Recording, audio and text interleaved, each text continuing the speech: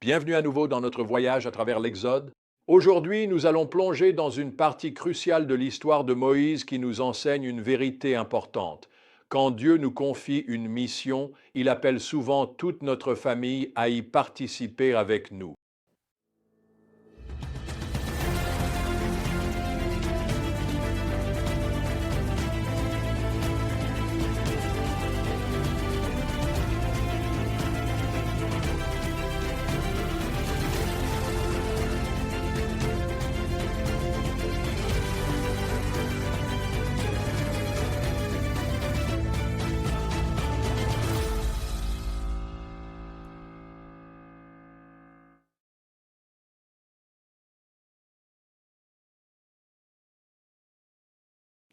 Reprenons dans Exode 4, 18. Moïse vient tout juste de vivre sa rencontre incroyable avec Dieu au buisson ardent. Il a reçu une tâche monumentale, conduire les Israélites hors de l'esclavage en Égypte. Mais regardez bien ce qu'il fait. Alors Moïse retourna vers Jéthro, son beau-père, et lui dit, Laisse-moi retourner vers mon peuple en Égypte pour voir s'il en reste encore quelques-uns en vie. Cela peut sembler être un détail insignifiant, mais en réalité, c'est énorme. Moïse ne part pas simplement de son côté, il va voir son beau-père, lui explique la situation et reçoit sa bénédiction. Ensuite, il emmène sa femme et ses fils avec lui dans cette mission très dangereuse. Et cela me touche particulièrement car j'ai été appelé à servir dans des endroits assez dangereux. Certaines personnes bien intentionnées m'ont dit qu'il était irresponsable, voire abusif d'emmener ma famille avec moi. Mais je savais que Dieu m'avait appelé et qu'il m'avait donné ma famille.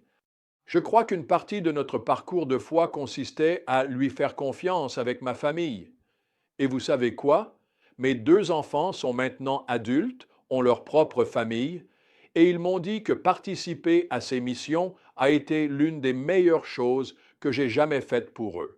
Ce n'était pas toujours facile, mais cela leur a appris à faire profondément confiance à Dieu. Maintenant, soyons clairs. Dieu n'appelle pas toujours des familles entières à tout quitter et à déménager, mais il nous appelle à inclure nos familles dans notre mission, quelle qu'elle soit. Parce que voici la réalité, les nations sont construites à partir des familles. Si nous voulons des nations pieuses, nous avons besoin de familles pieuses. Et il a établi la famille dès le commencement comme le cœur de son plan pour remplir le monde de personnes qui le connaissent, l'aiment et marchent avec lui. Alors que Moïse retourne en Égypte, Dieu le prévient. Lorsque tu retourneras en Égypte, veille à accomplir devant Pharaon tous les prodiges que je t'ai donné le pouvoir de faire. Mais j'endurcirai son cœur, de sorte qu'il ne laissera pas partir le peuple. Exode 4, 21. C'est un verset vraiment difficile. Que signifie le fait que Dieu endurcira le cœur de Pharaon? Eh bien, c'est un rappel que lorsque nous suivons l'appel de Dieu, nous devons nous attendre à des obstacles. Dieu ne promet pas à Moïse un chemin facile. Il le prépare soigneusement à un combat. Mais remarquez que Dieu équipe aussi Moïse pour ce combat. Il lui donne des signes miraculeux à accomplir. Il envoie même Aaron comme porte-parole de Moïse. Dieu ne nous appelle jamais à une tâche sans, en effet, toujours nous donner les moyens de l'accomplir. Lorsque Moïse et Aaron affrontent Pharaon, c'est l'affrontement entre l'autorité de Dieu et l'autorité humaine. La réponse de Pharaon est pleine de défis. Qui est le Seigneur pour que j'obéisse à sa voix et laisse partir Israël? Je ne connais pas le Seigneur et ne laisserai pas partir Israël. Exode 5.2. Pharaon ne se contente pas de refuser, il renforce l'oppression des Israélites. C'est ce qu'on peut appeler décourageant et un début bien difficile pour la mission de Moïse. Mais cela nous enseigne quelque chose de crucial. L'obéissance à Dieu n'apporte pas toujours succès ou réconfort immédiat. Parfois, les choses peuvent même sembler s'empirer avant de s'améliorer. Alors, que pouvons-nous retenir de ce passage? Premièrement, lorsque Dieu vous appelle, réfléchissez à la manière dont toute votre famille peut participer à cette mission. Cela ne signifie pas forcément déménager dans un autre pays, mais cela peut vouloir dire les impliquer de quelque façon dans votre ministère ou service. Deuxièmement, attendez-vous à rencontrer des obstacles en suivant la volonté de Dieu. Ne soyez pas surpris ou découragés quand les choses deviennent difficiles. Dieu avait prévenu Moïse de l'endurcissement du cœur de Pharaon et il nous prépare souvent aussi aux défis. Troisièmement, Dieu équipe ceux qu'il appelle.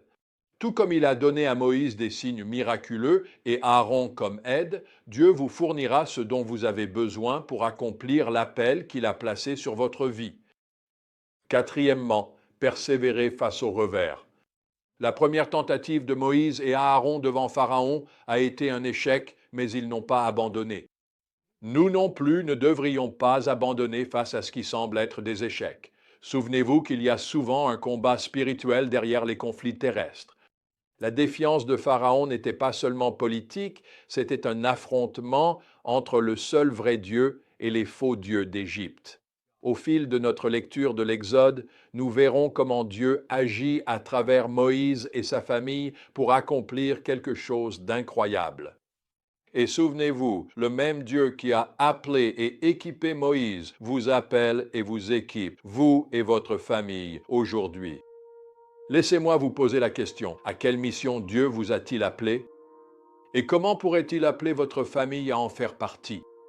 N'ayez pas peur de faire un pas de foi et d'avancer, même lorsque cela semble risqué. Faites confiance à Dieu pour votre vie et pour celle des personnes qu'il vous a confiées. Vous pourriez bien être surpris par l'aventure extraordinaire et incroyable qu'il vous réserve.